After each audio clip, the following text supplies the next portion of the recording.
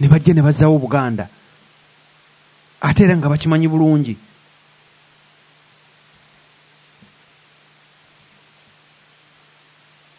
Nti era Abaganda bonna gye beekukumye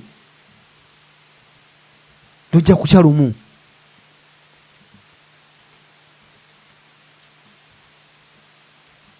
Ng'Obuganda buzzeewo.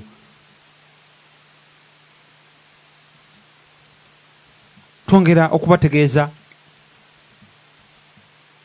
nti amasimu maggule omulamwa gwaffe ogwaleero ogamba nti emyaka 5 Buganda gyemaze mu kunyagibwa ne mu kutulugunyizibwa gwe gwewagise ku mulamwa gwaffe ogwafuuka omubala ogamba nti Abaganda amazima galituwa eddembe.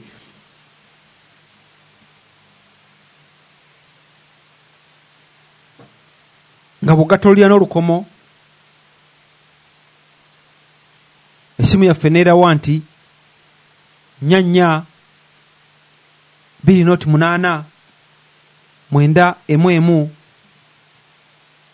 72 98 njiddamu 44 208 911 72 98. Tulina enkola eya Skype, oyinza okutuskypinga. Skype yaffe eri Ngabo ya Buganda, ng'olugumya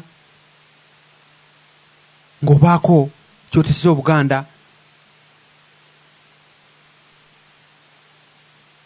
nti ggwe egyo emyaka 5 bw'oba ng'obadde muzaale egiyise biki byolabye, biki jjajjawo bye yakunyumiza.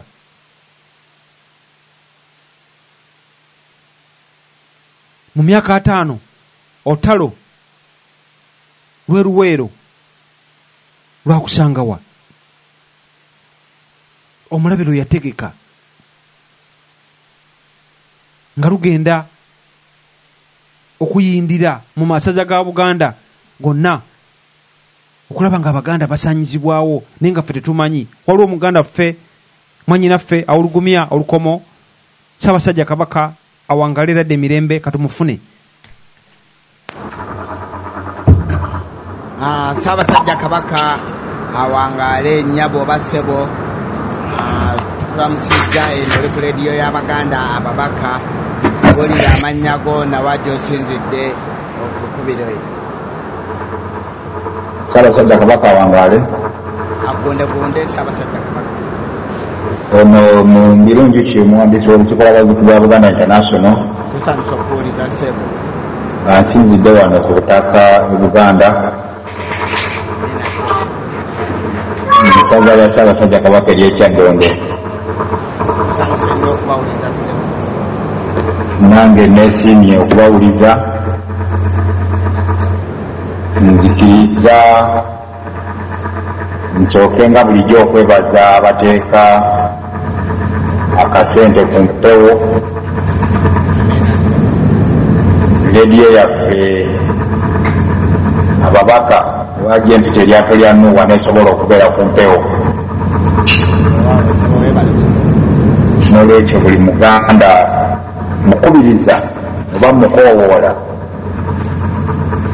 nti buli omu ava ku kyakolako waakiri tuli kiddako edda naye tusooke tubeereko ku leediyo eno oba mu lyato lino tumale okulaba nga tutunula e Buganda. Embeera eri e Buganda nzibu nnyo era nga muzzukulu wa Buganda Omuliga Ssebatabo yagamba nti gye tulaga awali ekizikiza ekikutte ddala awali ekizikiza mu luyimba lwe olwagwa embuga. N'olwekyo ebigambo ebyo mbitadde kukwebaza abatuteera sente mu rediyo n'okukoowola abaganda byonna gye bali nti bannange tugezeeko okwekwanyakwanya, tugezeeko okusemberegana, tulabe nga tugatta obwongo, tulabe nga tutaasanya ffe Buganda embeera embi gyalimu. Kuba amawanga gonna agasinga abantu baago bwe banafuwa mu kukola ne balinda abapakasi babakolere, amawanga ago gamaliriza gagudde era nga gasaanyeewo. Kuba abantu baago bwe batandika okubeera mu bitiibwa ne babeera mu ssente, batandika okwerabira obuvunaanyizibwa obumanya nti eggwanga lyaffe ffe tulina oddikuuma, obuwangwa bwaffe ffe tulina obukuuma. Ebyo ebyensibo oba emigwa eginyweza obuwangwa gitandika okusalirirwa n'okukutulwa ng'abaali badde bagitaddeko ebirowoozo bali mu kulya n'okucakala n'okunywa.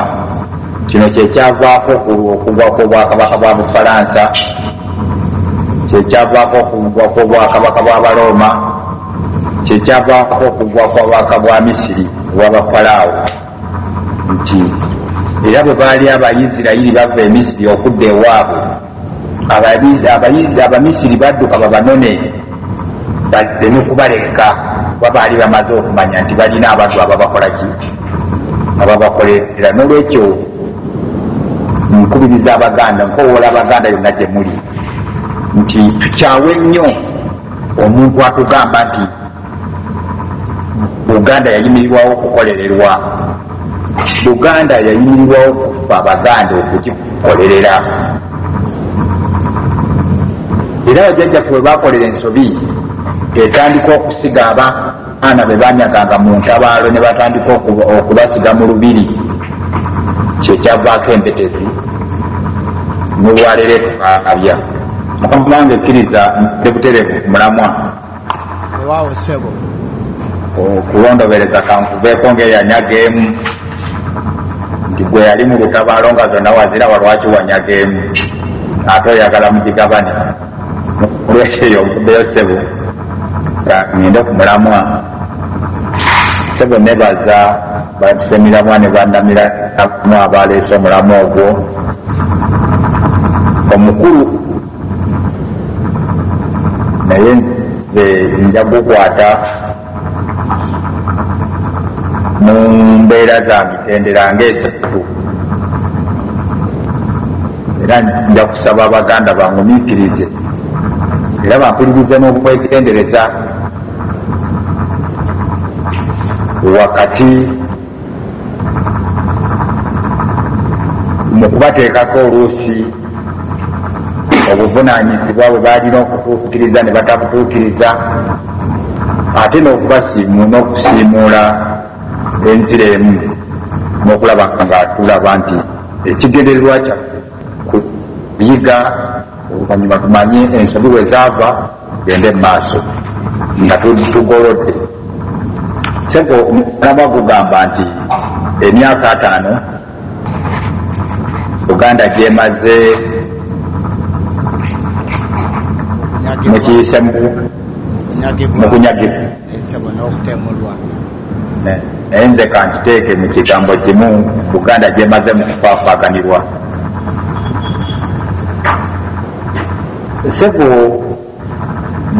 nze saagala kugiyita emyaka 5, naye omulamwa gwo bwe guli, naye nze okuteesa kwange nziza n'abawuliriza banzikirize nzireyoko emabega.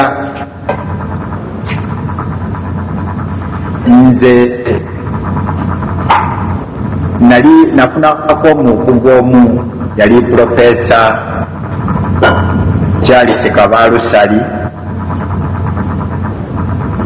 yansomesa n'agamba nti bw'osanga nga basimbya kapande titosobola, naye bw'okatunula okyukanga emabega waako ojja kusangayo nti osobola. N'olwekyo bwe nsanga kapande nga kasimbiddwa nga kateereddwa emyaka 5 nkakyusa nemmanya ddala kyeboogera emyaka 5 kyekyo, ojja kukisanga nti ekiyitibwa emyaka 5 egyogerwa kubeerawo kwa Uganda oba kubeerawo kw'okufaafaganibwa tegiri myaka 5, ojja kwesanga nti gisukka mu myaka 5. Mukama wange tujjayo we bakolera endagaano y'olwenda. Mu ndagaano y'olwenda Buganda wetandika okufaafaganirwa kuba mu ndagaano y'olwenda mu 19 Ssekabaka Mwanga lwe yali mu